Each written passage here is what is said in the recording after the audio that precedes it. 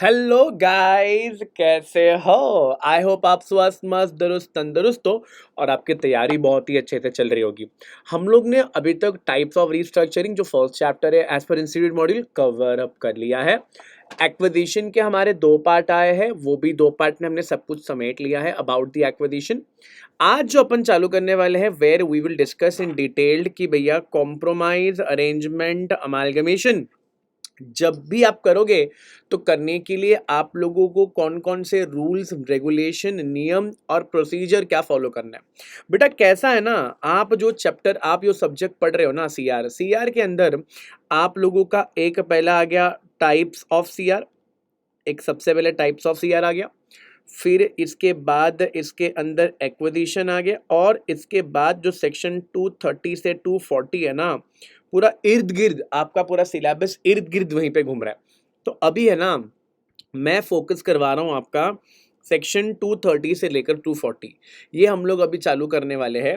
ये जो detailed notes है ना अबाउट ऑल दीज सेक्शंस कि क्या होगा कैसे होगा, ये ऑलरेडी हमारे डैशबोर्ड में, यानी सॉरी डिस्क्रिप्शन में ऑलरेडी हम लोगों ने अपलोड कर दिया है कि किस तरीके से सब कुछ चलेगा, क्या नहीं चलेगा, आपको कौन से डॉक्यूमेंट की ज़रूरत पड़ेगी, आप किसके पास कभी जाओगे, आप किस तरीके से क्या करोगे। ऑलरेडी डिटेल में हम लोग ने क्लासरूम में लिखा है, डिटेल में हम लोग ने इसको डिटेल में डिस्कस कर लिया है। अभी जो मैं तुम्हारे साथ बैठ के करने वाला हूँ वो क्या करने वाला हूँ, मैं अभी पूरा रिवाइज करवा दूंगा कि भाई कैसे करना है, किस तरीके से क्या फॉर्म भरोगे, कौन से क्या क्या क्या तरीका होगा, हम अभी वो डिस्कस करेंगे। सो आप लोगों से पूरी तरीके से निवेदन है, जो ये जो नोट्स मैंने तुमको स्क्रीन पे लगा के रखा हुआ है ये आप डिस्क्रिप्शन पे डाउनलोड कर लेना। बट सिंस मैं अभी रिविजन करने वाला हूँ तो मैं बहुत सारी चीज़ें अभी यहाँ पर ही तुम्हारे सामने ड्राइंग करके बताऊंगा कि देखो ये ऐसा है, ये ऐसा ऐसा है। तुमने अगर इतना भी कर लिया तुम्हारा पूरा चैप्टर रिवाइज हो जाएगा। But yes, you have to supplement with the hand written note जो तुमको ऑलरेडी दिख रहा है, ठीक है। तो वो आप लोगों को अपने अपने इसमें सप्लीमेंट डेफिनेटली करना ही करना है, वरना इधर उधर हो जाएगा। तो वो सबसे पहले सप्लीमेंट करना है। और एक बार आपने सेक्शन 230 से 240 अगर अच्छे से कर लिया ना तो आपका काम बहुत अच्छा हो जाएगा। मैं थोड़ा सा डिटेल में जाऊंगा, सो आपके अंडरस्टैंडिंग के लिए ये वीडियो थोड़ा सा फास्ट ही देखना। फास्ट देखने से ये होगा कि आप लोग बहुत सारी चीजें जल्दी कवर अप कर पाओगे। बस that is the ultimate goal कि आप कम समय में ज्यादा से ज्यादा चीजें कवर अप कर पाओ। और वही दृढ़ निश्चय को आगे बढ़ाने के लिए मैं चाहूंगा कि आप लोग पेन पेपर लेकर भी साथ में बैठ जाओ। जो लिखूंगा ये पीडीएफ में डिस्क्रिप्शन में दूंगा, नहीं बहुत रफ होगा, बट इसके अंदर सारे के सारे चीजें इंक्लूड डेफिनेटली होगी, ठीक है। तो मैं चाहूंगा एकदम अच्छे से आप बैठो। सेक्शन 230 से लेकर 240 के अंदर दोस्तों वो सारे प्रावधान लिखे हैं जिससे कंपनी क्या कर पाएगी, कॉम्प्रोमाइज कर पाएगी, जिससे कंपनी अरेंजमेंट कर पाएगी और बेटा कंपनी अमालगमेशन कर पाएगी। तो आज जब भी कंपनी को मर्जर, अमालगमेशन, कॉम्प्रोमाइज कुछ भी ये करना है तो आप लोगों को सेक्शन 230 से 240 फॉलो करना है। और ये जो सेक्शन है ना, ये आप लोगों ने कंपनीज एक्ट में एग्जीक्यूटिव लेवल पे पढ़ा होगा, ठीक है। बट बहुत लोग बेटा क्या करते हैं ना, बेटा पढ़ नहीं पाते, उसको ऑप्शन में रख देते हैं। कोई बात नहीं, इंस्टीट्यूट आपके पीछे पड़ा है, सीआर के अंदर डिटेल में डाल के रखा हुआ है। बस थोड़ा सा वक्त दोगे तो मैं डिटेल में आपको समझा दूंगा क्या है इसके रिलेटेड। इस चैप्टर के वजह से ही आपके बहुत साइड टॉपिक जो है वो भी कवर अप हो जाएंगे, ठीक है। तो साइड टॉपिक भी डेफिनेटली सारी चीजें कवर अप हो जाएगी। सो आप लोग बस दिल थाम के बैठिए और चीजों को एकदम अच्छे से सुनते रहिए। चलो, सबसे इंपॉर्टेंट जो है ना फ्रेंड, सबसे इंपॉर्टेंट पहला वाला सेक्शन ही है। उसके बाद जो सेक्शंस निकल कर आते हैं वो एक्चुअल में बहुत ज्यादा इजी है और आप लोग उसको बहुत ही क्विकली समझ भी जाओगे। Let's get started with the very first section 230। मैं 230 को बेटा हमेशा पता है क्या बोलता हूं, मैं हमेशा इसको बोलता हूं ये एक प्रोसेस है किसका, अमालगमेशन का। ये एक प्रोसेस है कॉम्प्रोमाइज करने का, और इसी प्रोसेस से ही आप पूरा काम करोगे। मैं यही वाले सेक्शन में थोड़ा सा धीरे जाऊंगा so that you get to know कि कॉन्सेप्ट चलता कैसे है और पूरी अंडरस्टैंडिंग डिटेल में आ जाए।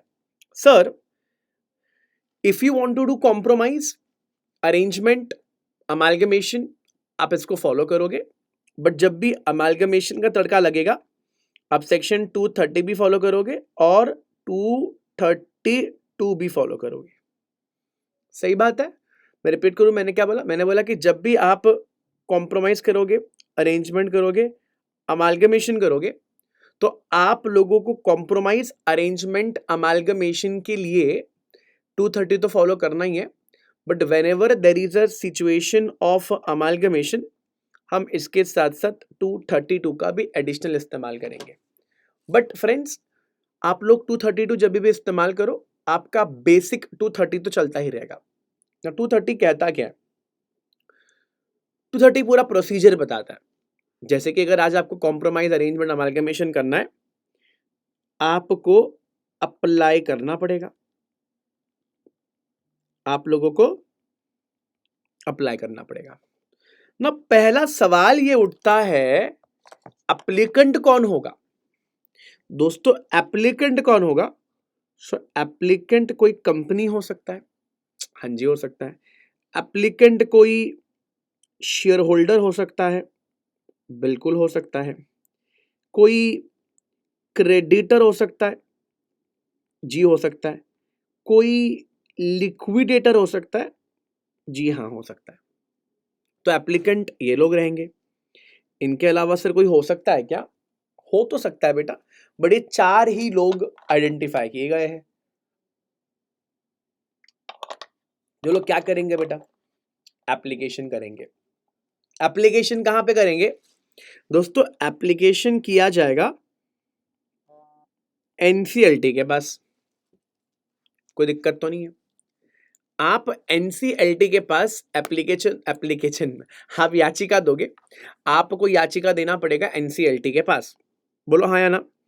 तो आप जो याचिका दोगे वो आप दोगे एनसीएलटी को। अब दोस्तों, जब भी आप एज एन एप्लीकेंट एप्लीकेशन दोगे, तो ये रहा एप्लीकेशन। जब भी आप एप्लीकेशन दोगे, आप लोगों को एप्लीकेशन के साथ साथ आप लोगों को एप्लीकेशन के साथ साथ फ्रेंड्स आपको देना पड़ेगा सपोर्टिंग डॉक्यूमेंट। आपको देना पड़ेगा बेटा जी सपोर्टिंग डॉक्यूमेंट। ये दोनों मिला जुला के आप किसको दे दोगे? एनसीएलटी को दे दोगे। सर सपोर्टिंग डॉक्यूमेंट में क्या क्या आ गया? नंबर 1 भैया जी, आप मेरे को दे दोगे सारे मटेरियल फैक्ट्स, सारे। अगर कंपनी ने किसी भी तरीके का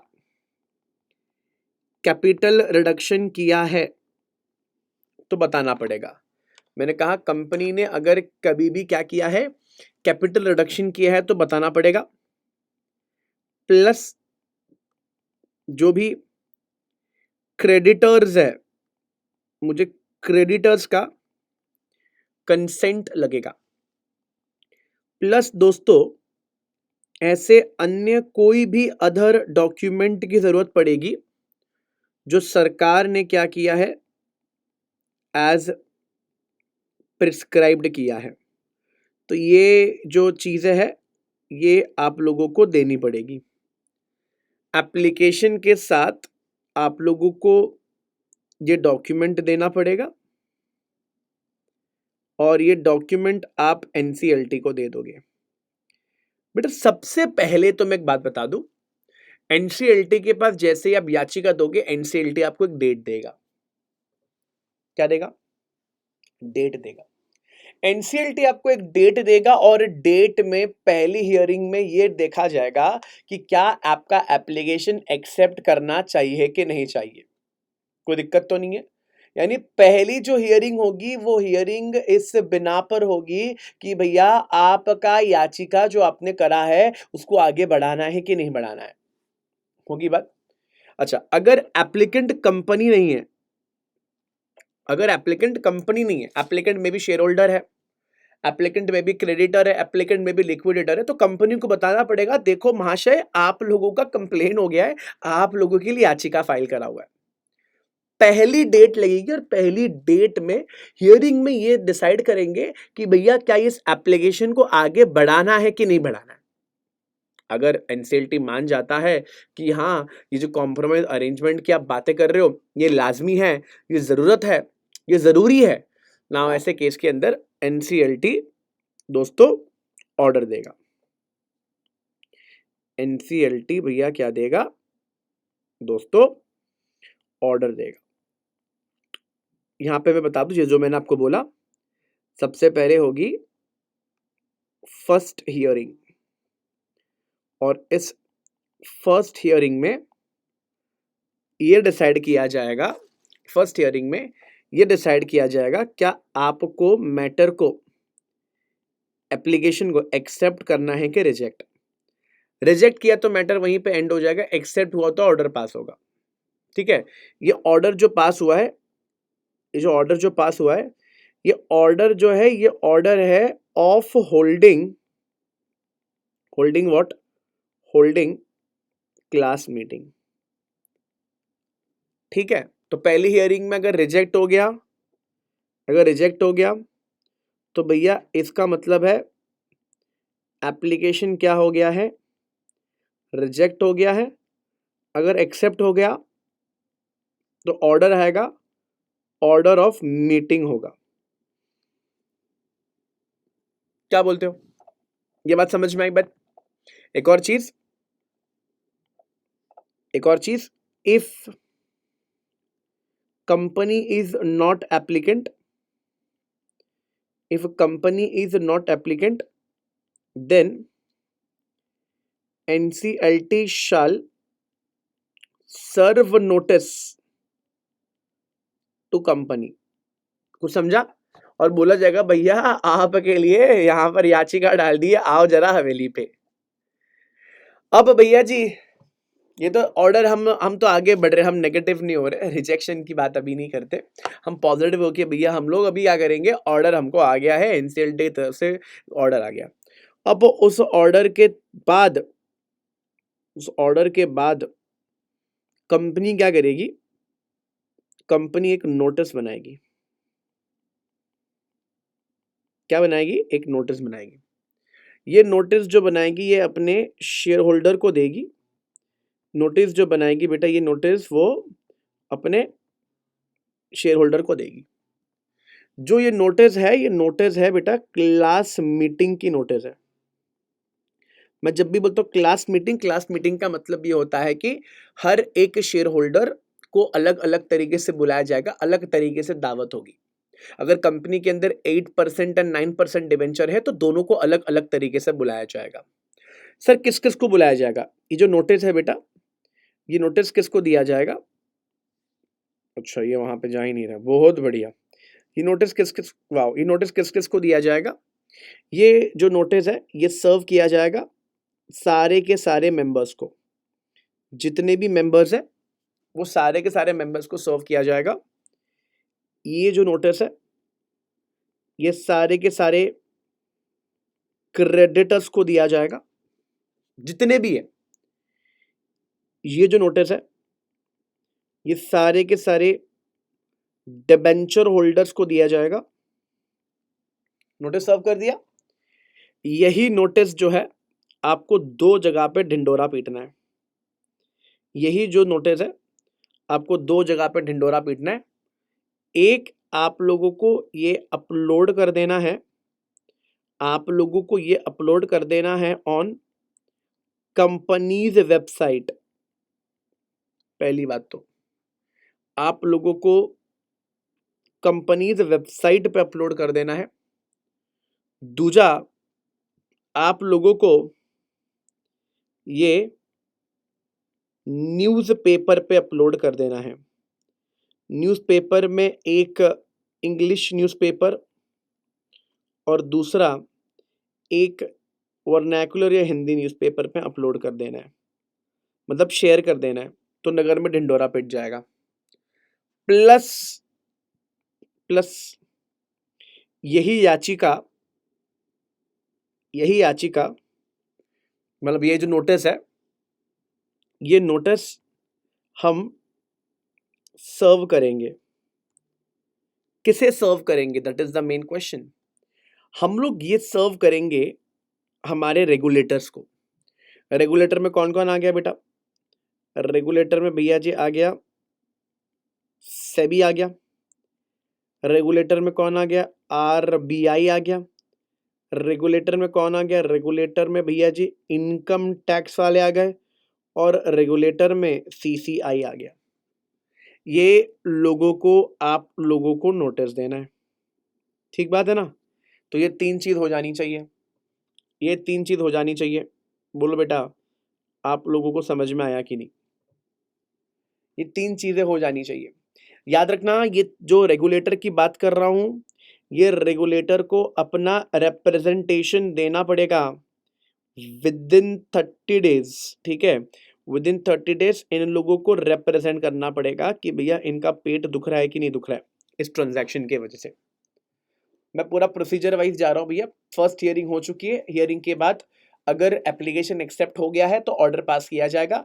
और ऑर्डर जब भी, मैं डिटेल में जा रहा हूँ, अगर तुम देखोगे तो I am actually discussing it in detail. इसके बाद अगर तुम लोग कोई भी नोट्स पढ़ लोगे, मैं आपको लिख के देता हूँ, आपका पूरा हो जाएगा, पूरा हो जाएगा, पूरा, ठीक है।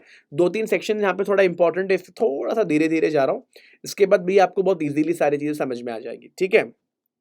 अब 30 डेज, विदिन 30 डेज का भैया सीन है भैया। विदिन 30 डेज आप लोगों को मस्ती मस्ती में क्या करना है, वेट करना है उन लोगों का रिप्रेजेंटेशन। कुछ नहीं आए तो ये समझ लेना कि उनको कोई दिक्कत नहीं है। अब ये सब झमेला करने के बाद, ये सारे झमेला करने के बाद, ये झमेला करने के बाद, और ये झमेला करने के बाद, और ये झमेला करने के बाद, ये झमेला करने के बाद बेटा जी आप लोगों को रखवानी है मीटिंग। आप लोगों को रखवानी है मीटिंग। उस मीटिंग तो होनी है ना, क्लास मीटिंग। उस मीटिंग में होनी है बेटा जी, उस मीटिंग में होनी है बेटा जी वोटिंग, है ना। आप लोग वोटिंग कराओगे और उस वोटिंग के अंदर आप लोगों को स्पेशल रेजोल्यूशन करवाना पड़ेगा, यानी 75% अप्रूवल की जरूरत पड़ेगी। अब क्वेश्चन ये उठता है कि सर अगर वोटिंग करना है तो वोटिंग हम कैसे करेंगे? अगर वोटिंग करना है तो वोटिंग कैसे करोगे? तो गवर्नमेंट ने बोला अगर तुमको वोटिंग करने की इतना इच्छा है तो वोटिंग करने के लिए आपके पास ऑप्शन है पोस्टल बैलेट का। आप पर्सनली भी आ सकते हो, आप पर्सनली भी आ सकते हो, आप आप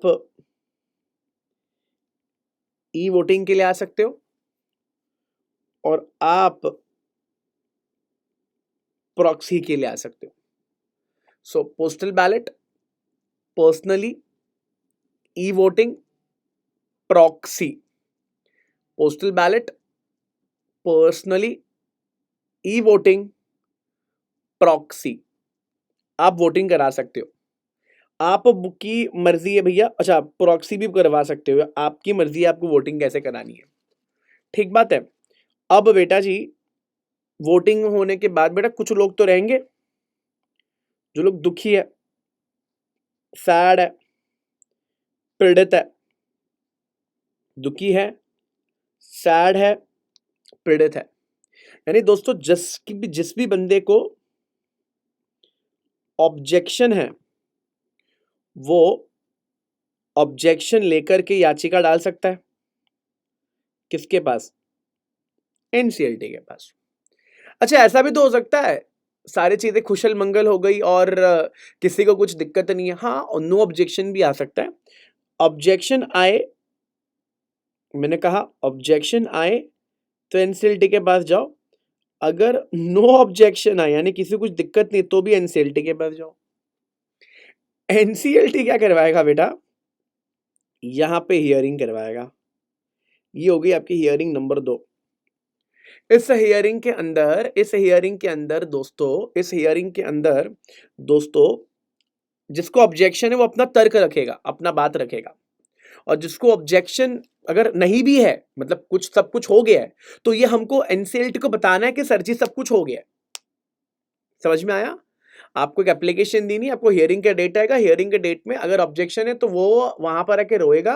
अगर किसी को कुछ ऑब्जेक्शन नहीं भी है तो कोई दिक्कत की बात नहीं है। वहां पर एनसीएलटी को सब कुछ बताने के बाद, फॉर एंड अगेंस्ट सुनने के बाद, एनसीएलटी क्या करेगा? एनसीएलटी क्या करेगा बेटा? एक ऑर्डर पास करेगा। इसके अंदर ऑर्डर होगा सीएए का, यानी कॉम्प्रोमाइज अरेंजमेंट अमालगमेशन का ऑर्डर होगा। यही ऑर्डर आप लोगों को विदिन 30 डेज, यही ऑर्डर आप लोगों को विदिन 30 डेज फाइल कर देना है आरओसी के पास।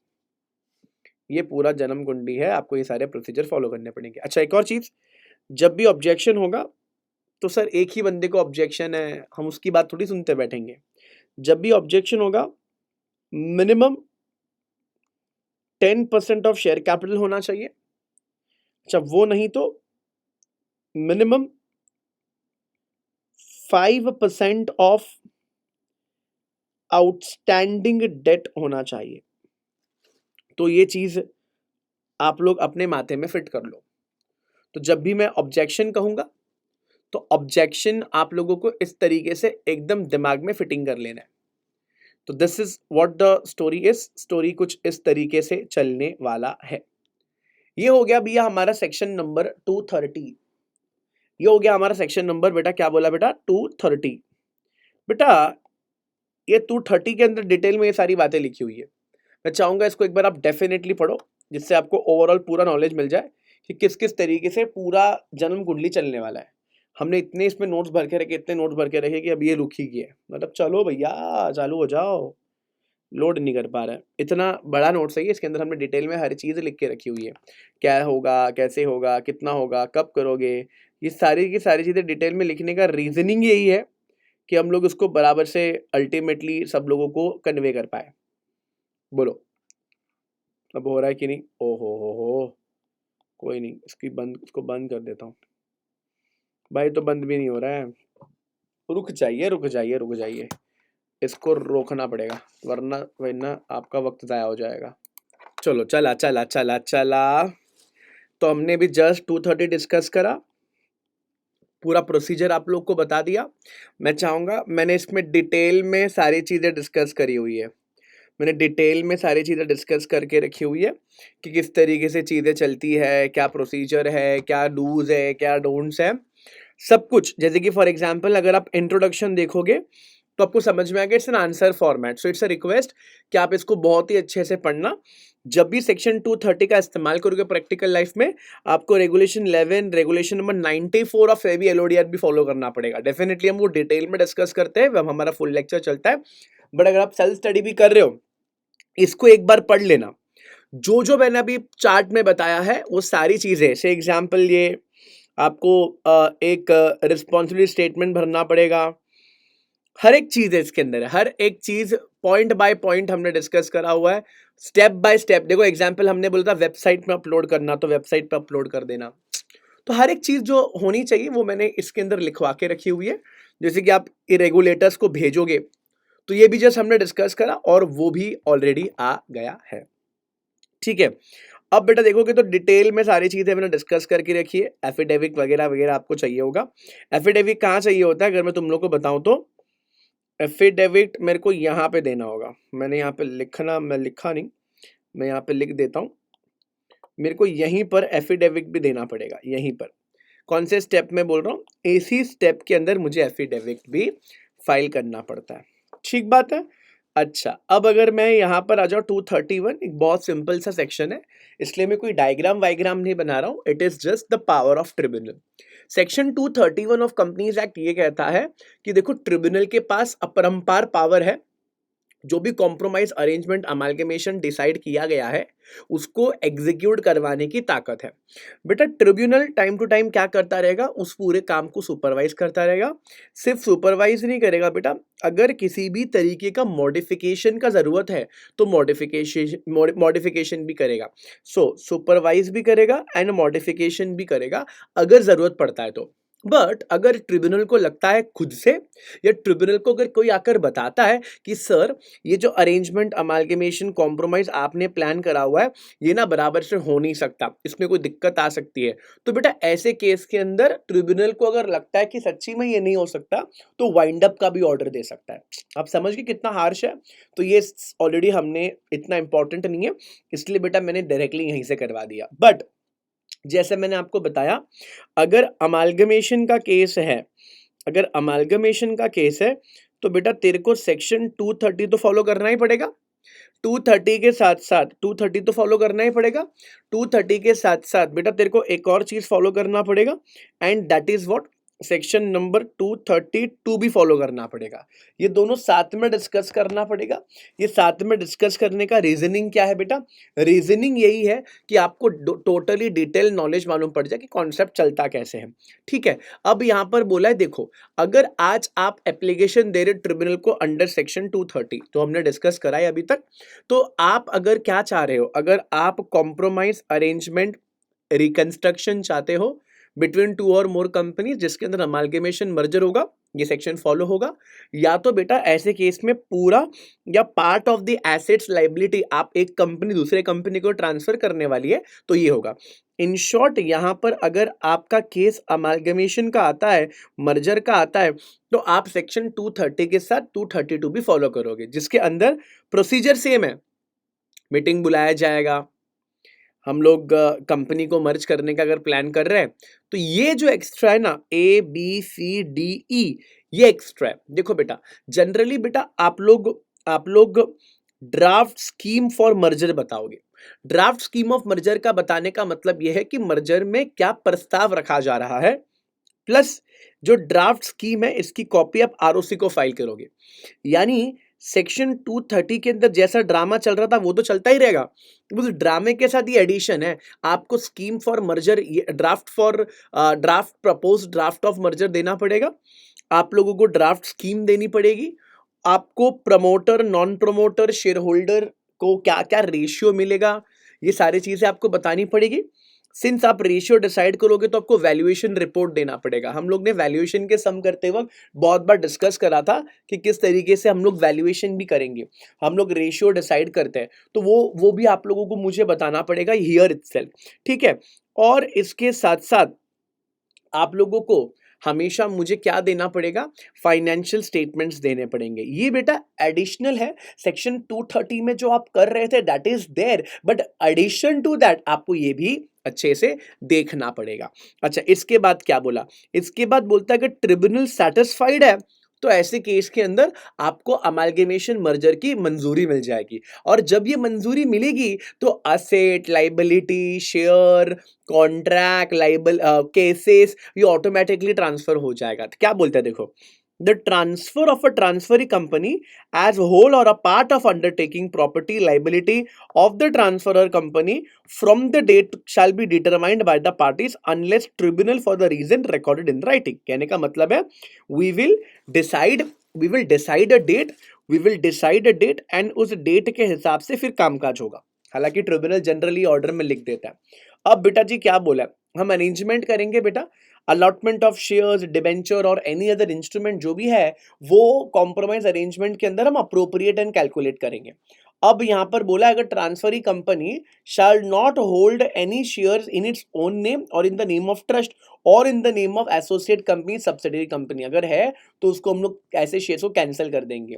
सर लीगल केसेस बंद हो जाएंगे क्या? आंसर इज नहीं, लीगल केसेस चलता रहेगा। अच्छा, अगर कोई शेयर किसी फिरंग के पास पड़ा हुआ है तो उसको एफडीआई के रूल्स फॉलो करने पड़ेंगे, कभी कभी शायद सेंट्रल गवर्नमेंट का अप्रूवल भी लेना पड़ जाए। ठीक है, ये एक्स्ट्रा हो रहा है जो सेक्शन 230 के अंदर आप कॉम्प्रोमाइज अरेंजमेंट कर रहे थे, अगर अमालगमेशन होगा तो आपको ये एक्स्ट्रा स्टेप्स लेने पड़ेंगे और एक्स्ट्रा स्टेप लेने के बाद ही आप लोग कंप्लीट कर पाओगे। अरे आई होप आप लोग हो। अच्छा, अगर बोलता है ट्रांसफर लिस्टेड कंपनी है एंड ट्रांसफरी अनलिस्टेड कंपनी है, तो बोलता है ट्रांसफरी फिर भी अनलिस्टेड कंपनी रहेगा अंटिल इट बिकम्स लिस्टेड। अच्छा, इसके लिए भैया मैंने बोला है आप लोग एक से दो बार डायग्राम देख लेना। कौन सी डायग्राम की बात कर रहा हूं? जो मैंने अभी आप लोग को बताया है। अच्छा, कभी भी तुम लोग जो भी शेयर की ट्रांसफर करोगे, whenever you will decide the share exchange ratio, you always have to give me the formula. तुम कौन से फॉर्मूला, कौन से वैल्यूएशन के हिसाब से कर रहे हो, और जो भी निर्धारित सेबी के रेगुलेशंस है हम लोग उसको फॉलो करेंगे बहुत ही अच्छे से।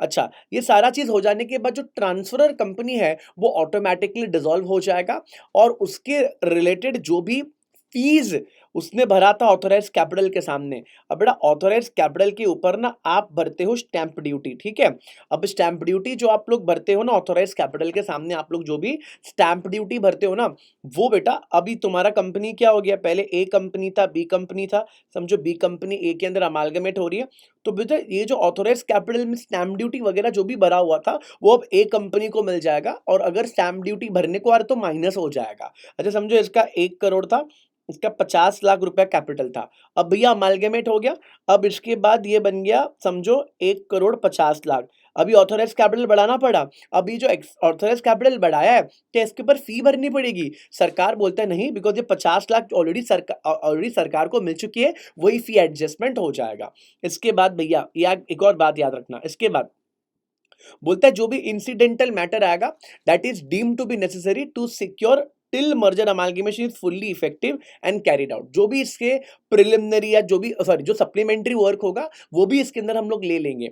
अब ये जो कॉम्प्रोमाइज अरेंजमेंट जब भी होगा आप लोग को ये मेक श्योर करना है कि ऑडिटर एक सर्टिफिकेट ले ले जिसके अंदर ऑडिटिंग स्टैंडर्ड्स 133 के जो प्रोविजंस है वो प्रॉपरली कंप्लाई होने चाहिए। जब भी ये सब होगा तो asset, liability, property cases automatically transfer हो जाएंगे। और याद रखना, every company in relation to which order is made by the tribunal shall be filed with ROC within 30 days। ये तो ऑलरेडी पहले भी हो रहा था, ये नाटक हमने पहले ही करके रखा था। अच्छा ये क्या बोला है?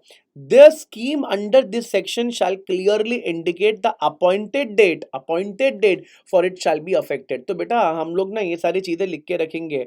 अपॉइंटेड डेट क्या होगा, इफेक्टिव डेट क्या होगा। अपॉइंटेड डेट वो डेट है जिस दिन हमारा काम चालू हो जाएगा, इफेक्टिव डेट से तुम्हारा काम सब कुछ खत्म हो जाना चाहिए। तो ये मैंने 12-15 पॉइंट का पूरा आंसर बनाया, पूरा 12 पॉइंट का आंसर है। इस 12 पॉइंट का आंसर को डेफिनेटली अच्छे से देखना है और हमेशा याद रखना इसको पढ़ने के लिए आपको सेक्शन 230 अच्छे से आना चाहिए। तो सेक्शन 230 बोलता है आपको कॉम्प्रोमाइज अरेंजमेंट करना है, बिंदास करो। 231 बोलता है ट्रिब्यूनल के पास पूरी पावर है जो भी कॉम्प्रोमाइज अरेंजमेंट को हमने ओके बोला है उस ओके को हाँ करने के लिए। उसके बाद सेक्शन नंबर 232 हमने पढ़ा।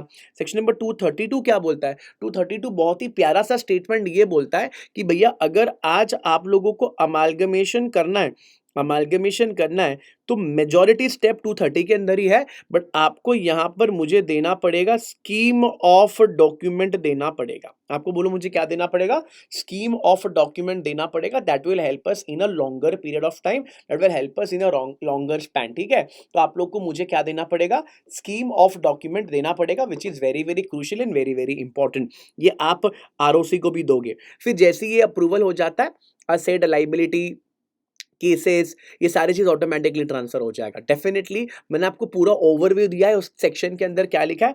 बड़े 12 पॉइंट मैं आपको आंख बंद करके बोल सकता हूँ, that will help you a lot. ठीक है, that will help you a lot. हमने अभी तक क्या कवर अप कर लिया? सेक्शन 230, 31, 32। ठीक है, सेक्शन नंबर 230, 31, 32। अब बढ़ते हैं section number 235। Sir section number 233 क्यों डिस्कस नहीं कर रहे, 234 क्यों डिस्कस नहीं कर रहे? बड़ा इंस्टीट्यूट ने क्या किया है ना, 233 एंड 234 एक अलग से चैप्टर में बनाए हैं। एग्जाम्पल फास्ट ट्रैक मर्जर और 34 क्रॉस बॉर्डर मर्जर। तो ये मैं अलग से जब चैप्टर कराऊंगा ना, चैप्टर की रिवीजन आएगी तो उसी के अंदर डिस्कस करूंगा। मैं अभी मेरी इच्छा तो है कि सेक्शन 230 से 240 डिस्कस करूं, बट बेटा मैं इसको बीच में लाके डिस्टर्ब नहीं करना चाहूंगा। मैं सामने सामने उस कॉन्सेप्ट को भी डिस्कस करूंगा।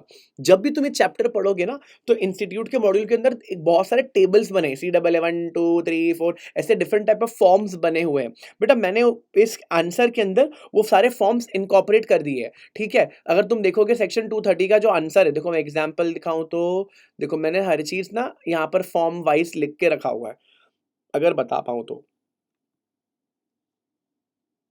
कहाँ गया ये? देखो दिख रहा है? तो ये नोट्स बहुत हमने डिटेल में बनाया था। नो डाउट ये नोट्स जब बनाते हैं हम सिर्फ नोट्स नहीं बनाते, इसके सामने रियल डॉक्यूमेंट भी चेकअप कर लेते हैं। Let's discuss the next section, that is section number 235। चालू करें। सेक्शन 235 थोड़ा सा इंपॉर्टेंट सेक्शन माना जाएगा। क्यों बेटा? बेटा जी याद रखना, जब हमने लास्ट चैप्टर पढ़ा था एक्विजिशन के ऊपर, यानी लास्ट चैप्टर जो पढ़ा था वो हमने SAST पढ़ा था। और SAST स्टार्ट करते वक्त ही मैंने आपको एक बात बोली थी कि देखो SAST जब भी आप पढ़ाई करोगे तो आप लोगों को अनलिस्टेड कंपनी को एक्वायर करने के लिए क्या फॉलो करना पड़ेगा? 2 सेक्शन है, सेक्शन 235 एंड 236। इसको थोड़ा डिटेल में समझ लेते हैं, एग्जाम में आने की बहुत बहुत गुंजाइश है। एक और चीज जो एग्जाम में आने की बहुत बहुत गुंजाइश है, अगर मैं आपको दिखा देता, मैं वो भी दिखा देता हूँ मैंने बना के रखा हुआ है, दैट इज दिस वन। ये भी मैं अभी डिस्कस कर लेता हूँ, साथ ही में डिस्कस कर लेंगे। इसका स्क्रीनशॉट निकाल लेना, ये सब हमने रेगुलर क्लास में डिटेल में डिस्कस किया हुआ है, कैसे होगा, क्या हुआ था, क्या नहीं हुआ था। ये आप स्टार समझ सकते हो, ये वाला कॉन्सेप्ट आप स्टार समझ सकते हो, ये आपको पैराग्राफ में मिलेगा in this chapter. Let's understand this section first. 235 235 बोलता है you have power to acquire shares of share holders जो डिसेंटिंग है स्कीम से। अगर बेटा स्कीम से कोई भी दुखी है, नाराज है, खुश नहीं है, तो ऐसे केस के अंदर बंदा क्या कर सकता है, बंदा बहुत ही सिंपल तरीके से क्या कर सकता है, अगर बंदा नाखुश है, सैड है, बंदा अगर नाखुश है, बंदा अगर सैड है, तो बेटा वो क्या कर सकता है,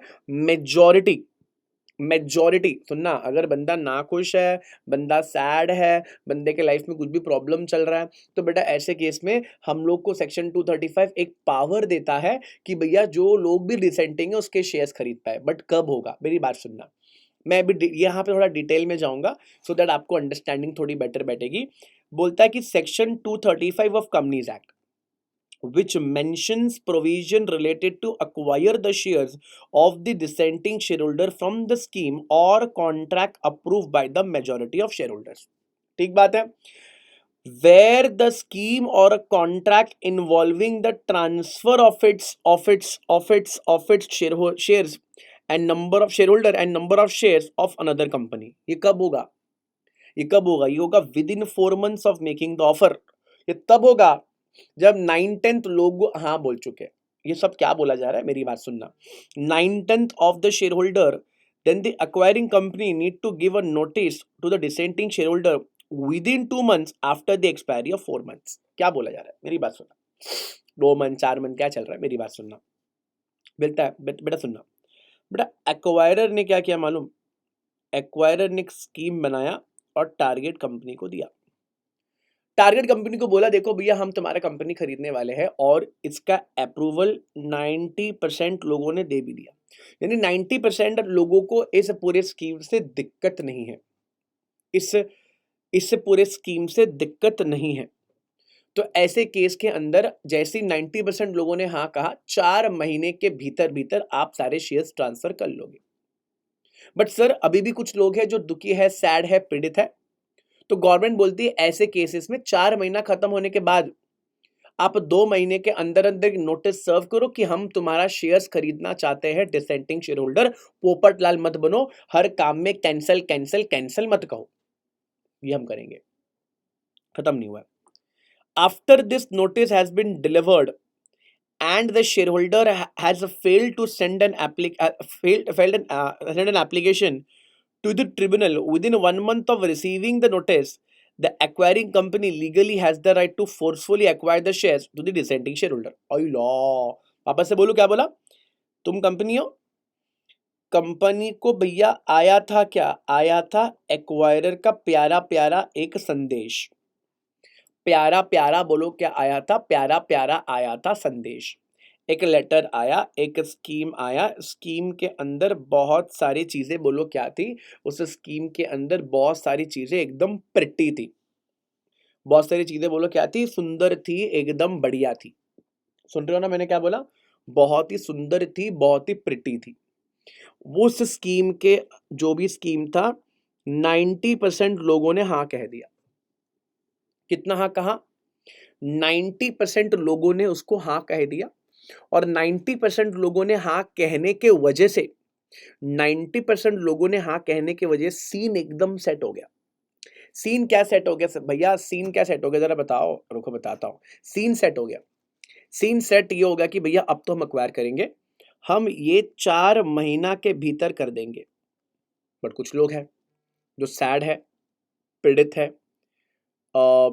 दुखी है, तो ऐसे केस के अंदर जो भी बंदे सैड है, पीड़ित है, दुखी है, लाचार है, बेबस है, हम उनको 2 महीने के अंदर अंदर एक नोटिस देंगे 4 महीना खत्म होने के बाद कि भैया हम तुम्हारे शेयर्स खरीदना चाहते हैं।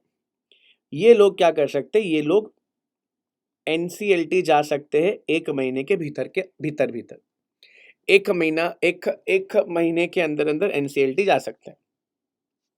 बट अगर ये 1 महीने के अंदर अंदर एनसीएलटी ना जाए, एनसीएलटी ना जाए, अगर वो एनसीएलटी ना जाए तो बेटा एक्वायरर के पास ऑफिशियली राइट आ जाता है कंपनी को एक्वायर, मतलब डिसेंटिंग शेयर होल्डर के शेयर्स को एक्वायर करने का। इसके बाद it shall send a copy of the notice to the target company along with an instrument of transfer which is to be executed on behalf of dissenting shareholder and also pay the consideration for the same। Point number 3 यही बोलता है कि दोस्तों acquirer क्या करेगा, acquirer एक official transfer document भेजेगा, sign करेगा, सामने वाले से साइन करवाएगा और सामने वाले को पेमेंट दे देगा। However tribunal feels that the dissenting shareholder has a right to retain those shares, then further proceeding will take place and acquiring company will not be allowed to forcefully acquire those shares। Fees नहीं आएगा, feels आएगा, ठीक है। तो अगर tribunal को लगता है कि भैया जी हमको क्या नहीं करना चाहिए, ठीक है, बिल्कुल भी अगर ऐसा लगता है कि भैया ट्रिब्यूनल को अगर लगता है कि नहीं ये जबरदस्ती नहीं चलेगी तो नहीं चलेगी, तो ट्रिब्यूनल जो कहेगा हमको सर आंखों में फॉलो करना पड़ेगा। अब tribunal does not find substance in dissenting shareholder pleading. अगर डिसेंटिंग शेयरहोल्डर प्ली करता भी है और ट्रिब्यूनल को लगता है कि नहीं ये तो बेतु की बातें है, ये तो बेतु का प्ली कर रहा है, तो ऐसे केस के अंदर ट्रिब्यूनल एक जजमेंट दे देगा। उस जजमेंट के अंदर नंबर 1 वो ट्रिब्यूनल रजिस्टर करने बोलेगा एक्वायरिंग कंपनी को and official holder of those shares. सबसे पहले तो रजिस्टर करने बोलेगा। Within a month, this registration inform the dissenting shareholder about the same and the receipt of the consideration which acquiring company will paying them। In short, पता है क्या करेंगे, acquiring company का रजिस्टर में नाम लिख देंगे, यानी they will be considered as share holder, और जो भी डिसेंटिंग शेयर होल्डर है उनको पेमेंट कर दिया जाएगा। आई होप आप मेरी बात समझ गए। पॉइंट खत्म नहीं होता। It is necessary for the sum paid by the acquiring company to the target company to be held in the separate bank account। कहने का मतलब है जो भी पैसा एक्वायरिंग कंपनी ट्रांसफर करने वाली है वो एक सेपरेट बैंक अकाउंट यानी एक स्पेशल एस्क्रो अकाउंट में रखोगे। मैं बोला ठीक है कोई बात नहीं। Further the amount need to be distributed या disburse to the entity of dissenting shareholder within a period of 60 days. मतलब कितने दिन में चले जाओगे, 60 दिन के अंदर अंदर ये पैसे को डिस्ट्रीब्यूट कर दोगे। तो ये सेक्शन जो है ये आपको एक रेट्रोस्पेक्टिव नेचर से पावर देता है कि भैया आप शेयर्स को एक्वायर कर सकते हो। मैं आपको एक मस्त चीज बताता हूँ तो आपको मजा आ जाएगा। मैंने आपको पूरा सेक्शन तो बता दिया, पूरा ही सेक्शन बता दिया, एक्चुअली पूरा ही सेक्शन बता दिया। सीआर कहाँ गया, रिवीजन ये रहा, और ये देखो 235 बता दो, देखो सेक्शन नंबर 235। ध्यान देना, मजा आएगा। देखो मजा तब आता है ना जब समझ में आता है। ये कंपनी है, ये है भैया अक्वायरिंग कंपनी। अक्वायरिंग कंपनी क्या कर सकती है भैया, कंपनी टारगेट कंपनी को, कौन सी कंपनी है, टारगेट कंपनी को एक स्कीम देगी। क्या देगी बेटा, स्कीम देगी, ठीक है, जिसके अंदर, इस स्कीम के अंदर ऑलरेडी 90% अप्रूवल आ चुका है। सर कितना अप्रूवल आ चुका है, 90% अप्रूवल ऑलरेडी आ चुका है। आप लोग इसके ऊपर कोई भी आवाज नहीं करेगा। सो 90% अप्रूवल ऑलरेडी आप लोगों को मिल चुका है, कोई टेंशन। ऑब्वियसली बात है, आपको 4 महीने के अंदर अंदर, 4 महीने के अंदर अंदर क्या होएगा मालूम है, कितने महीने के अंदर बोला मैंने भैया जी, विद इन 4 मंथ्स। मैंने क्या बोला sir ji, within 4 months आप क्या करोगे, 4 महीने के अंदर अंदर जो भी बंदे हैं उसको पेमेंट कर दोगे। बट ठीक है, बट बेटा कुछ ऐसे लोग भी तो रहेंगे, है ना सर, जो लोग क्या है, दुखी है, सैड है, पीड़ित है। हम इनको इस 4 महीने के खत्म होने के बाद एक नोटिस सर्व करेंगे। इस 4 महीने के खत्म होने के बाद भैया हम लोग क्या करेंगे, एक नोटिस सर्व करेंगे। ठीक है, एक नोटिस सर्व करेंगे और वो हम लोग करेंगे 2 महीने के अंदर अंदर। ठीक है, कितने महीने के अंदर बोला भैया? 2 महीने के अंदर अंदर। अब बेटा मेरी बात समझना, एक्वायरर के पास 2 चॉइस है, या तो ये चॉइस है या तो ये चॉइस है। या तो भैया जी वो एनसीएलटी जाएंगे या तो एनसीएलटी नहीं जाएंगे। अगर दोस्तों एनसीएलटी नहीं गए, अगर दोस्तों वो एनसीएलटी नहीं गए तो सीधी बात होगा क्या, जो एक्वायरिंग कंपनी है उनको क्या आएगा, उनको लीगली राइट मिल जाएगा, लीगली राइट मिल जाएगा टू अक्वायर शेयर्स। इन लोगों के शेयर एक्वायर करने की पूरी पूरी ताकत आ जाएगी। अगर एनसीएलटी के पास गए यानी माई बाप के पास गए, माई बाप क्या करवाएगा भैया, सबसे पहले तो हियरिंग करवाएगा। सबसे पहले माई बाप क्या करवाएगा, हियरिंग करवाएगा। अगर हियरिंग करते हुए उनको डिसेंटिंग शेयर होल्डर का जो प्रपोजल है वो सही लगता है तो जो कंपल्सरी एक्विजिशन है ना बेटा, उसको रोक देंगे, नहीं करने देंगे। बट हियरिंग के बाद अगर ये समझ में आता है कि एक्विजिशन करने वाले जो एक्वायरिंग कंपनी है वो सही कह रही है, सो ऐसे केस में ऑर्डर दिया जाएगा। ऑर्डर तो यहां पे भी दिया था, ऑर्डर यहां पे भी देने वाले। ऑर्डर नंबर 1 कि भैया इन लोगों का नाम रजिस्टर करो और आप लोगों को पेमेंट करना है। अच्छा, पेमेंट कितने दिन में करना है बेटा? 60 डेज में करना है। किसे करना है? डिसेंटिंग शेयर होल्डर को। ये तुम्हारा 235 है। सब कुछ बता दिया। जब भी पेमेंट करोगे एक स्पेशल एस्क्रो अकाउंट में पैसे ट्रांसफर करोगे और पैसे ट्रांसफर करने के बाद सारी बातें होंगी। बराबर है? सारे पैसे तभी ट्रांसफर करना बेटा जब ये सब ताता थैया हो जाएगा आप लोगों का। एकदम बढ़िया वाली बात है।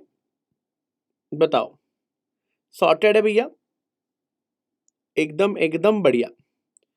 अच्छा लगा बेटा? जब भी तुम लोग ध्यान से मेरी बात सुनते हो तो मजा आ जाता है। 36 हमने क्या किया अब तक? 230 डिटेल में बताया, मैंने रीड नहीं किया। 231 मैंने यहीं से बता दिया। 232 बाय गॉड थोड़ा फास्ट गया हूं मैं, बट 232 एंड 230 ऑलमोस्ट आपको सेम मिलेगा, खाली इसमें एक्स्ट्रा स्कीम के डॉक्यूमेंट है। 233 में फास्ट ट्रैक में डिस्कस करूंगा। 234 क्रॉस बॉर्डर मर्जर में डिस्कस करूंगा, तो मैं डिस्कस अभी यहाँ पर नहीं कर रहा। 235 में अभी कर चुका, 236 अभी मैं आ रहा हूँ। ठीक है, 236 में आ रहा हूँ। क्या लिखा है? Purchase of minority share holder. अगर एक्वायरर के पास पीएसी के साथ, अगर एक्वायरर के पास पीएससी के साथ कंपनी का 90 या उसके ऊपर की इक्विटी कैपिटल आ चुकी है ऑलरेडी और बाकी के लोग ऐसे पड़े हुए हैं कंपनी में, तो ऐसे केस में we have an power to offer our minority share holder कि भाई अपने जो शेयर्स है हमको दे दे at a price determined by registered valuer. समझ में आया? आप लोगों को वैल्यूएशन जो है वो हम लोग डेफिनेटली हम लोग ऑलरेडी डिस्कस कर चुके हैं। वैल्यूएशन का चैप्टर देखो, नहीं देखा है तो। अब आप वैल्यूएशन करोगे, वैल्यूएशन करने के बाद आप वैल्यूएशन पैरामीटर से उसका शेयर उठा लोगे। बट अगर तुम्हारा कंपनी अनलिस्टेड कंपनी है, प्राइवेट कंपनी है, तो ऑफर प्राइस कैसे डिटरमाइन होगा?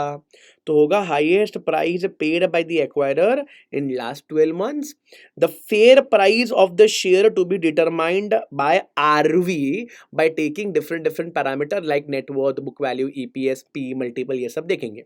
ठीक बात है? And RV shall also provide valuation report. अच्छा, 237 क्या बोलता है, अगर तेरे पास ऑलरेडी 90% है तो तू एक ऑफर दे सकता है किसको, एमआई को, यानी माइनॉरिटी शेयर होल्डर को दे देगा। माइनॉरिटी शेयर होल्डर को तू एक ऑफर दे सकता है, अगर तेरी कंपनी लिस्टेड है तो तू आरवी को वैल्यूएशन रिपोर्ट बनवाकर उसको एक एग्जिट प्राइस ऑफर करेगा। अगर अगर तेरी कंपनी अनलिस्टेड एंटिटी है, अगर तेरा कंपनी बोलो क्या है, एक अनलिस्टेड एंटिटी है, तो बेटा ऐसे केस के अंदर लास्ट 12 महीने में जो तूने हाईएस्ट प्राइस पेमेंट किया रहेगा उसमें तेरा मैं कंपनी को उठाने वाला हूं, ठीक है। एंड वैल्यूअर वैल्यूएशन पैरामीटर को इस्तेमाल करेगा, दुनिया भर की जो वैल्यूएशन पैरामीटर जो इस्तेमाल होती है उसको देखेगा, देखने के बाद कामकाज होगा। अब without violating subsection 1 and 2, minority shareholder of the company make offer to the majority shareholder to purchase a minority equity shareholding of the company in accordance with the price determined under rule 27 of chapter 15। कहने का मतलब हमने 2 point में बोला कि majority share holder minority को offer दे सकता है, ये उल्टा भी हो सकता है। सुना मैंने क्या बोला, ये उल्टा भी हो सकता है, ये चीजें उल्टा भी हो सकता है। हाँ जी बिल्कुल उल्टा भी हो सकता है, और जब उल्टा होगा तो आप लोग कुछ नहीं कर पाओगे, उल्टा भी हो सकता है। अगर ऐसा होता है तो क्या ही कहने। अच्छा, majority share holder shall deposit an amount to the value of shares to be acquired by them. मतलब समझो तुमको 1000 शेयर्स एक्वायर करना है और आपको एक एक रेट 100 रुपए का पड़ रहा है, तो आप लोगों को इतने सारे रुपए रख देने पड़ेंगे। कहाँ पे रखोगे, एस्क्रो अकाउंट में रख दोगे, सेपरेट अकाउंट में रख दोगे, और आप लोग पूरा साल भर लोगे। सो यहाँ पे लिखा है share to be transferred for at least 1 year for the payment of minority share holder and such amount shall be disbursed to the entire within 60 days. दो तो दोगे 60 दिन में, बट एक साल भर तक वहां पर पड़ा रहेगा। अब यहां पर क्या बोल रहे हैं, इन the event of purchase under this subsection, company whose shares has been transferred shall act as a transferring agent receiving and paying the price to the minority shareholder। इसका मतलब majority share holder and minority share holder के बीच में जो agent रहेगा वो company खुद होगा। मैं बोला ठीक है, कौन सी बहुत बड़ी बात है। अब यहां पर क्या बोला, in the absence of physical delivery of the shares by the share holder within the time specified by the company, share certificate shall be deemed to be cancelled and company whose shares has been transferred shall be authorized to issue shares in lieu of cancelled shares। कहने का सीधा मतलब यही है, अगर किसी भी तरीके से फिजिकल डिलीवरी नहीं होगी तो ऑटोमेटिक पुराने शेयर्स कैंसिल होंगे, नए शेयर्स एक्वायर कर लिए जाएंगे। अब in the event of majority share holder और share holder acquiring a full purchase and making payment of price by deposit with the company, ठीक है, who have died or ceased or exist to be a successor, assignee have not been bought on record by the transmission at the right of such shareholder to make an offer or sale of minority equity shareholding shall continue to be available for the period of 3 years। क्या है, पहली बात समझो, पहली बात ये बोला है तुम अगर मेजॉरिटी शेयर होल्डर हो, तुम्हारे पास 90% है, तुम माइनॉरिटी शेयर होल्डर को बोलो क्या कर सकते हो, एक ऑफर दे सकते हो। क्या दे सकते हो बेटा, माइनॉरिटी शेयर होल्डर को एक बहुत ही प्यारा सा ऑफर दे सकते हो। दे दिया, दे दिया, ऑफर दे दिया, पहले ये बोलो हाँ जी चल ऑफर दे दिया। अब जब भी तुम ऑफर दोगे, आप ऑफर इसलिए दे रहे हो कि भैया आप वो शेयर खरीद पाओ। आप ऑफर क्यों दे रहे हो, आप ऑफर इसलिए दे रहे हो कि भैया हम वो शेयर खरीद पाए। जब भी शेयर खरीदोगे तो माइनॉरिटी होल्डर क्या करेगा, एक स्पेशल एस्क्रो अकाउंट बनाएगा, और ये स्पेशल एस्क्रो अकाउंट खोलने के बाद, ये स्पेशल एस्क्रो अकाउंट खोलने के बाद भैया सारे पैसे ट्रांसफर कर देगा, और करके बेटा आपको 60 डेज में पेमेंट कर देगा। सर कोई लेट आया तो कोई बात नहीं, आपको साल भर का टाइम होगा। सर मेरे को ना बंदा मिल ही नहीं रहा है, क्या करूं, मतलब ना उसका सक्सेसर मिल रहा है, कोई बात नहीं, 3 साल तक हम लोग के पास ये पैसा यहीं पे पड़ा होगा, 3 साल के बाद कोई भी आता है तो भी हम उनके शेयर एक्वायर कर लेंगे, ठीक है।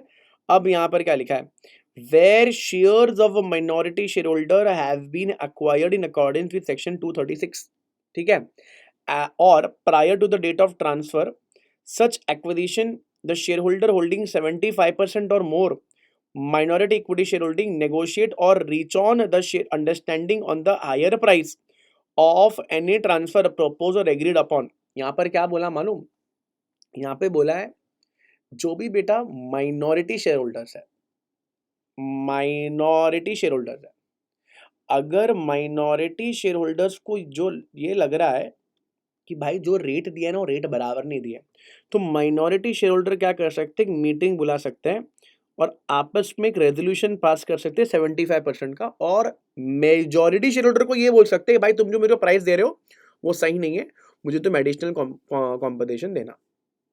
सुनना क्या हुआ? अच्छा एक और है, माइनॉरिटी मेजॉरिटी के पास जा सकता है कि भाई तुम मेरा शेयर खरीद लो, हमारा कुछ काम नहीं है यहाँ पर, तुम हमारा शेयर खरीद लो, हमारा तुम्हारे पास यहाँ पर कुछ काम नहीं है, ऐसा भी हो सकता है।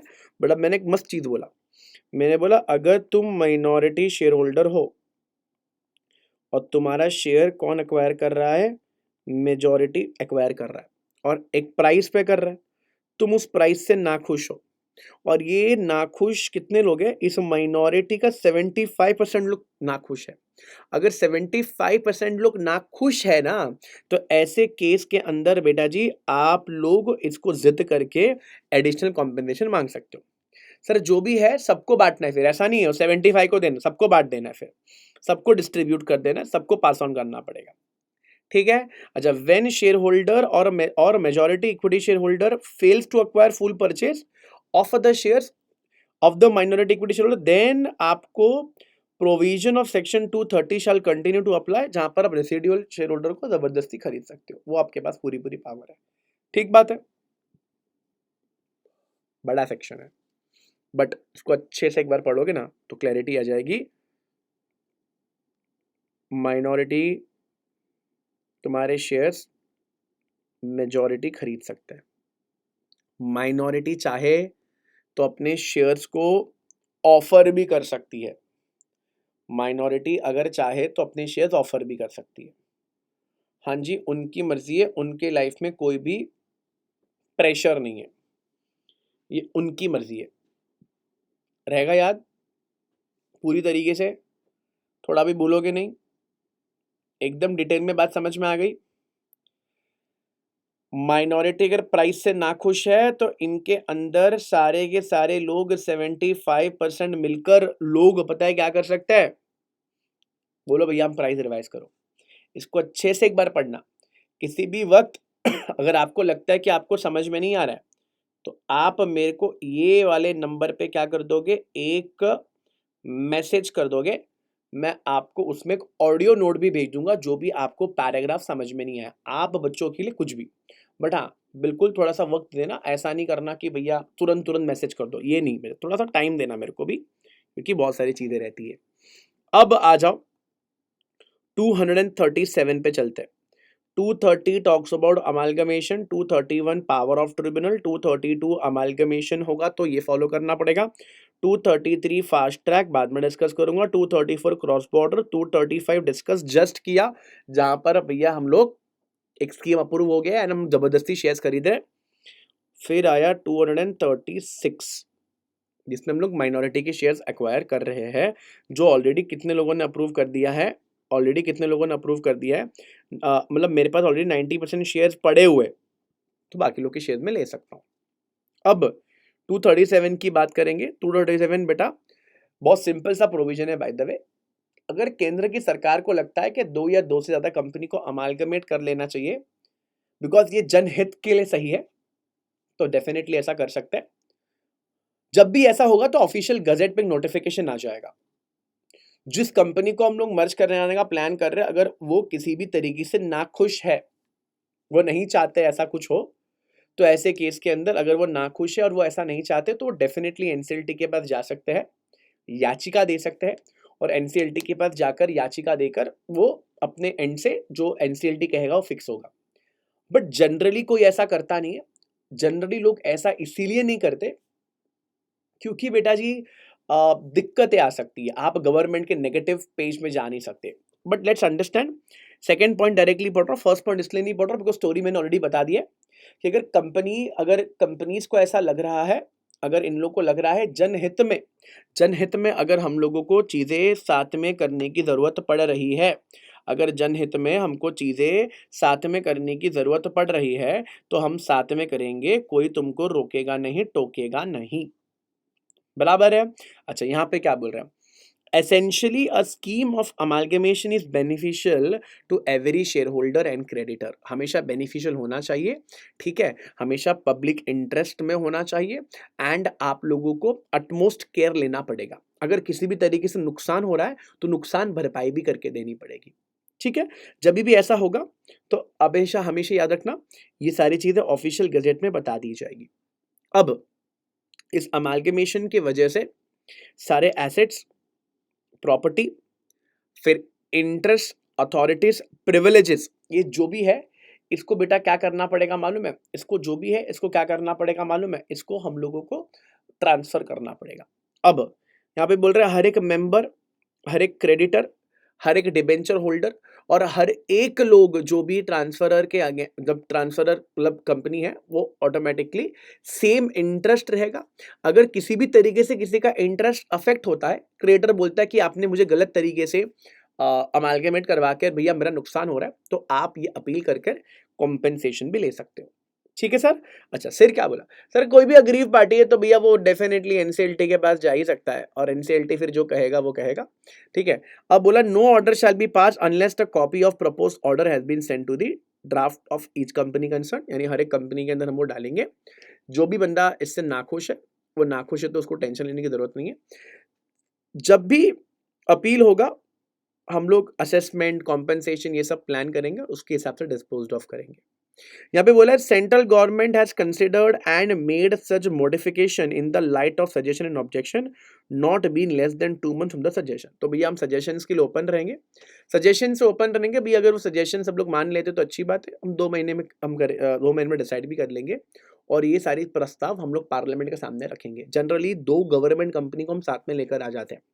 तेरा प्रोसीजर देखना, बोर्ड ऑफ डायरेक्टर की मीटिंग होगी, हम स्टॉक एक्सचेंज को एप्लीकेशन देंगे कि और एन इंटीमेशन भी देंगे, by the way we are doing this, application to tribunal देंगे भैया हम लोगों को ये सब चीज़ें ठीक करनी है, फिर नोटिस लगेगा, एडवर्टाइजमेंट होगा, स्टैट्यूटरी अथॉरिटी को भी भेजा जाएगा, एफिडेविट होगा, सारी चीज़ें होगी, फिर पिटीशन का ऑर्डर होगा और फाइनल जो भी कंप्लायंस है वो INC 28 में करोगे।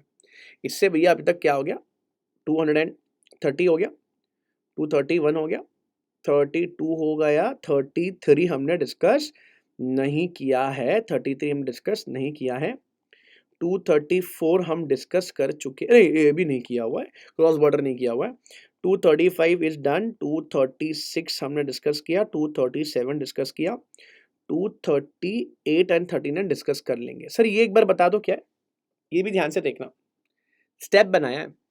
अगर तुम लोगों को माइनॉरिटी शेयर्स खरीदना है, वो भी डीमैट में है वो शेयर्स, तो कैसे करोगे? सबसे पहला देखो स्टेप्स देखना, सबसे पहला भैया कंपनी वेरीफाई करेगा स्मॉल शेयर होल्डर का डिटेल्स, कंपनी नोटिस सर्व करेगा जिसके अंदर एक कट ऑफ डेट होगा जो 1 महीना होना चाहिए जहां से आपने नोटिस भेजा हुआ है, ठीक बात है। इसके बाद उसी दौरान कंपनी को ये चीज न्यूज़पेपर में, वेबसाइट में अपलोड कर देना है कि we are doing all this things. 3 चीजें हो गई। चौथी चीज तुरंत डिपॉजिटरी को बता देना है कि भैया हम लोग ये सारी चीजें कर रहे हैं, प्लस डिपॉजिटरी को एक डिक्लेरेशन देना है, उस डिक्लेरेशन के अंदर कट ऑफ डेट, नोटिस हमने प्रॉपर्ली सर्व किया है, पेमेंट बराबर से हो गया है, जो भी क्वेरी वगैरह आई थी स्मॉल शेयर होल्डर का हमने उसको एड्रेस भी किया है। 4 चीज हो गई। इसके बाद भैया हम लोग क्या करेंगे, हम लोग क्या करेंगे, शेयर तो डीमैट में ना, तो भैया हम लोग क्या करेंगे, depository shall transfer the shares of demat account of the company. क्या हो जाएगा बेटा, हम लोग क्या करेंगे भैया, हम लोग ना यानी बेटा जो शेयर्स स्मॉल शेयर होल्डर के थे वो बेटा क्या हो जाएंगे, हम लोग उनसे लेकर कंपनी के डिपॉजिटरी डीमैट अकाउंट में डाल देंगे। हम लोग डेफिनेटली उसके सामने पेमेंट भी तो कर देंगे, पेमेंट कर देंगे। अच्छा, ये जो ट्रांसफर हुआ है ये इवेंचुअली कंपनी के अकाउंट में नहीं होना चाहिए, सिंस मैंने तुमको बताया company is acting as a mediator. तो बेटा पहले स्मॉल शेयर होल्डर के अकाउंट से कंपनी के डीमैट में जाएगा, पेमेंट हो जाएगा, पेमेंट फॉर्मेलिटीज कंप्लीट हो जाने के बाद तुम देखो ना, पहले पेमेंट यहाँ से आया, फिर हमने पेमेंट यहाँ पे किया, और पेमेंट जो डीमैट में शेयर्स अभी कंपनी के पास पड़ा हुआ है, फिर हम इवेंचुअली वो किसको दे देंगे, एक्वायरर को दे दोगे। अब यहाँ पे ध्यान देना, ये ट्रांसफर पूरी तरीके से प्रोहिबिटेड होगा अगर शेयर्स क्या लिखा है भैया, is prohibited by court, tribunal, state authority, shares are encumbered, then transfer is prohibited. सीधी बात है, अगर उसके ऊपर लोन लीन चार्ज है तो उसके ऊपर किसी भी तरीके से ट्रांसफर नहीं होगा। स्टार टॉपिक है बेटा, star star star star topic है। लिख के देता हूं, एक बार ये डायग्राम को सामने रखने के बाद एक बार रीड कर दोगे तो काम बन जाएगा। स्टेप नंबर 1, कंपनी एक वेरीफाइड डिटेल्स करेगी, नोटिस भेजेगी जिसके अंदर कट ऑफ डेट होगा कि भैया आप लोगों को ये टाइम तक शेयर होल्डर अगर हो तो हम आपको ये रेट में देंगे। ये चीज न्यूज़पेपर में ऐड देनी है और उसके बाद डिपॉजिटरी को बता देना है कि भैया हम लोगों ने ये सब हम लोग करने का कार्यक्रम है, एंड प्लीज आप लोग, हमने सारे के सारे स्मॉल शेयर होल्डर से डिक्लेरेशन भी लेके रखा है कि हमने उनको कट ऑफ डेट बताया है। हम मतलब कंपनी लिख के देगी डिपॉजिटरी को कि we have followed all due process, जिसके अंदर हमने पेमेंट प्रस्ताव ये सारी चीज़ें हमने कर दी। पेमेंट आएगा, हम पेमेंट करेंगे स्मॉल शेयर होल्डर को, स्मॉल शेयर होल्डर के डीमैट से शेयर निकाल कर कंपनी के डीमैट में चला जाएगा, और इवेंचुअली वो शेयर्स जिस ओरिजिनल इस बंदे के नाम पे जो एक्वायरर है उसके नाम पे हम ट्रांसफर कर देंगे। याद रहेगा ये? ठीक है, मुझे एक और चीज़ मुझे आप लोग को बतानी है, एंड दैट इज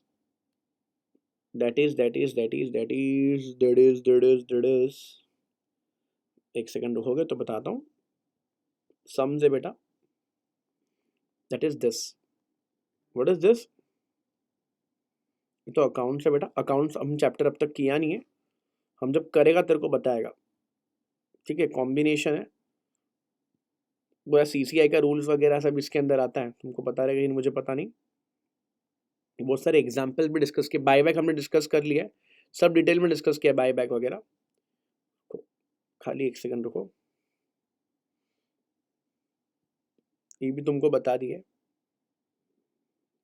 इतना सारा फाइल है ना, कभी भी ना मैं खुद ही खोजता रह जाता हूँ कि भैया है कहाँ। जस्ट अ सेकेंड, क्या मुझे खोल खोल के देखना बेटा कहाँ पे क्या कर दे। सारे सम्स है बेटा, सारे सम्स है। सम्स ऑलरेडी हमने डिस्कस कर लिया सीआर का, वैल्यूएशन का।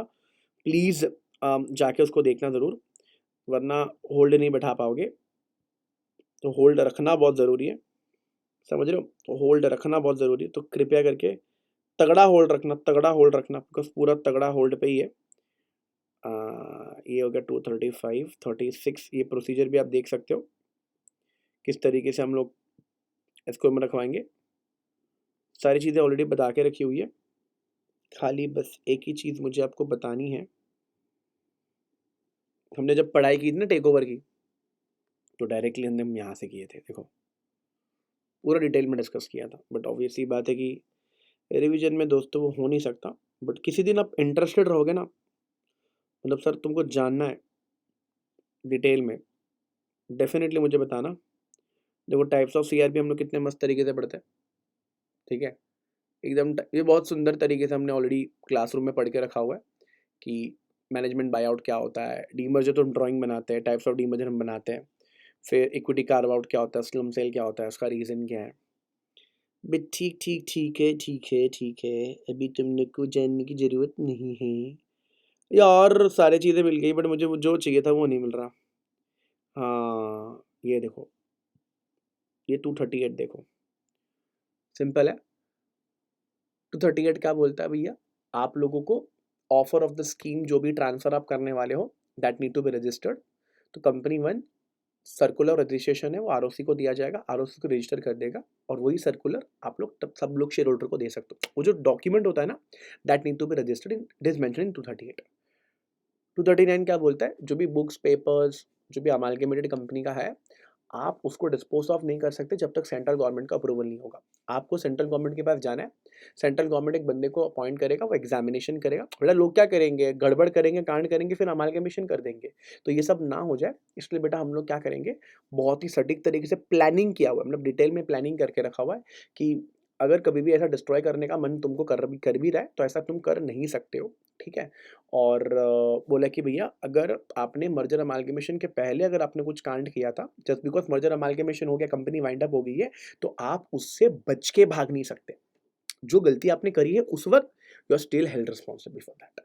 अब अगर मैं कंक्लूड करूँ बेटा,